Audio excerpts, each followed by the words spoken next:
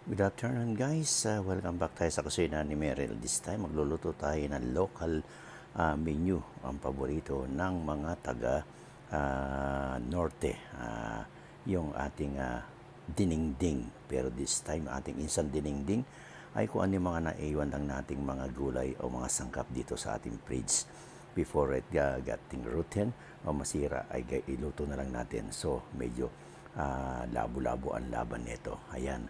So meron tayong inihandang ampalaya guys. Ayun, meron din tayong Roma tomato. Ayun yung ating natirang okra. Tsaka ito natira nating eggplant. Guys, yan yung mga ginamit ko sa aking sinigang. Pero hindi ko na kinuha ng video. So ito yung mga isasama natin. Ito, meron tayong natirang gabi. Masyadong marami na yung gabi ron. So ang ginawa natin ay ginayat natin ayun ng maliliit. Parang labanos. Isasama natin yan doon sa ating dinengdeng. At siyempre, meron din tayong tinatawag na sili, yung ating Serrano sili. Pampasarap yan guys. Actually, hindi kasama yan. Pero yan ang ating lagi sinasama. Meron tayong ginger at meron din tayong onion. Ayan. At guys, ayun ang pananahog natin yung ating piritong tilapia. Ayan. Gusto ko na sana kainin yung tilapia yan guys. Mag-iwan na sana ako ng kamatis sa sibuyas. Pero naisip ko, sayang naman tong gulay. Kung ilalaga ko lang ito, baka lalong hindi naman ganong akong masiyahan. Ang magawa ko ay makain ko lang ng minsanan. So mabuti na itong ating gagawin guys para maiba naman ang ating panlasa. Ayan. So gagawa tayo ng instant dinengdeng. My own style and my own version. Ayan guys. So ulitin natin kung ano mga sangkap niya na naiwan sa atin. Meron tayong tinatawag na bitter melon o ampalaya. Meron tayong Roma tomato. Meron tayong okra, meron tayong eggplants, ito yung gabi or taro, ang tawag nila rito taro sa English. Meron din tayong sibuyas, meron tayong tinatawag na ginger o luya, meron tayong Serrano sili, at yung ating fried fish or fried tilapia. So guys, don't go away. Siyempre ang ating pang aalat dyan, hindi na yung anchovy. Meron tayong tinatawag na ating squid fish sauce para medyo healthy, hindi siya masyadong maalat. Ayan guys, wala tayong ilalagay na artificial sangkap, kundi iluluto natin the way as it is, ganun lang, ika nga. Pero siyempre may lasa, and I can promise you, it will be also delicious, yummy. At sigurado kong masisipa mo pa rin ang iyong katabi pagkatawa makitang kumakain dito. Pero iiwas ako dahil baka ako naman sipain nyo. Okay guys, joke lang yon yung mga nahuligan. Okay, so please bear with me and I'll just start the cooking in a while. Guys, ayan, nagpakulo tayo ng isang kalahating tubig. Nilagay natin sa ilalim na yung pinakasawag natin yung ating pritong tilapia. At ngayon lalagyan natin ng squid, yung squid fish sauce. Dahil tayo gagamit ng anchovy. Ayun guys, nilagay na natin yung ating gabi na ating hiniwa. At isusunod na rin natin, lagay na rin natin sa ilang sandali itong ating tinatawag na other na sangkap. Ilalagay natin itong ginger para lumasa siya.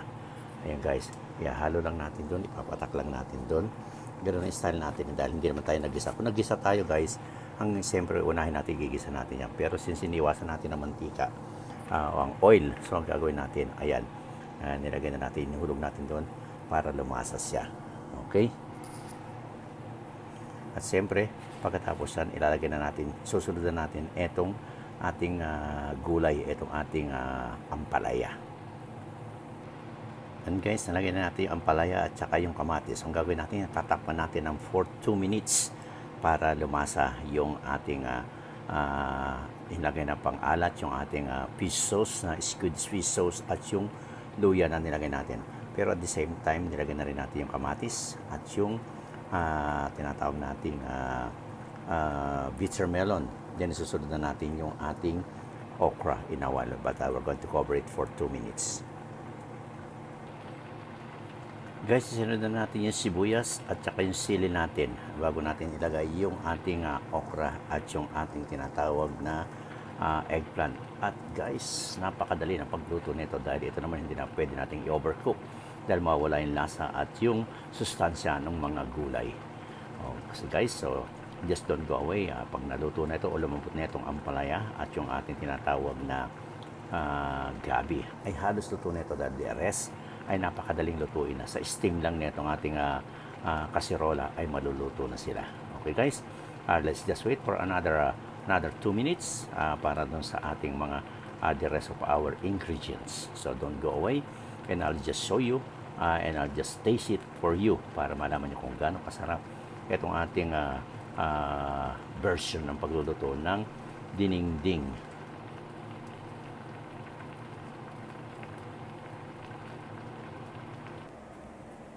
Guys, tuloy-tuloy na natin ang pagluluto natin para kasi magkakasama halos yung sangkap na ating niluto kanina ng dinengdeng at saka ng sinigang. So ito ngayon, itutuloy na natin kung ikatlong iluluto natin. Ayun, meron tayong iluluto ngayon yung ating chicken con ampalaya, one of our favorite na niluluto dun sa aming probinsya. So ito ang ating iluluto. Ang ating mga sangkap guys ay ito, meron tayong bawang, meron tayong sibuyas, meron din tayong luya. Siyempre hindi mawawala yung kamatis at yung sili na ating pampalasa at yung ampalaya, kaya tinawag yan chicken con ampalaya dahil siyempre kailangan may ampalaya siya at higit sa lahat siyempre kailangan meron chicken. Meron tayong champions ship chicken wing uncooked portion. So yan ang ating iluluto guys. Kung ito wings itong ating iluluto and the mga small parts na kasama ng wings yan ang iluluto mamaya natin pagkatapos mailuto natin yung ating dinengdeng. So ito naman isusunod natin itong chicken con ampalaya. So guys, that's don't go away at ito dami ng ating niluto, tiyak na masisiyahan tayo sa pagkain. Mamimili tayo, parang laureate na ang ating menu pag tayo kumain sa pagkainan natin.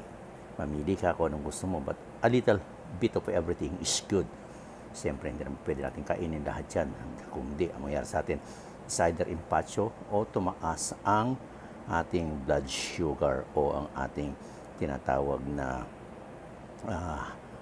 blood pressure. So guys, kaya iniwasan natin, kumuha tayo yung mga healthy ingredients and healthy menu na iluluto natin. So guys, don't go away because right now, I think malapit na maluto yung ating nilulutong isa kangina, yung ating instant dinengdeng. Ngayon, luluto natin naman ang instant chicken con ampalaya.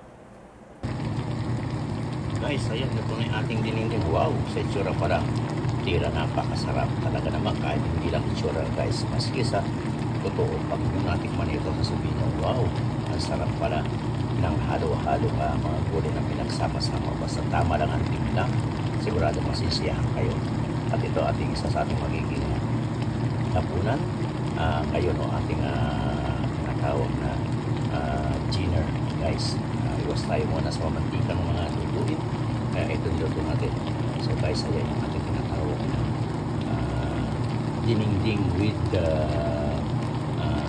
fried fish o fried tilapia na may kasamang taro, may kasamang palaya, palaya, may kasamang luya, may kasamang kamatis, may kasamang sili, palaya at eggplant. Ayan guys, ito naman napaka-healthy talaga na pasyap. Puro gulay siya at walang halong oil ito guys, walang halong mantika. Okay guys, thank you for watching. Then just wait for another video na iluluto natin in a little while. Okay.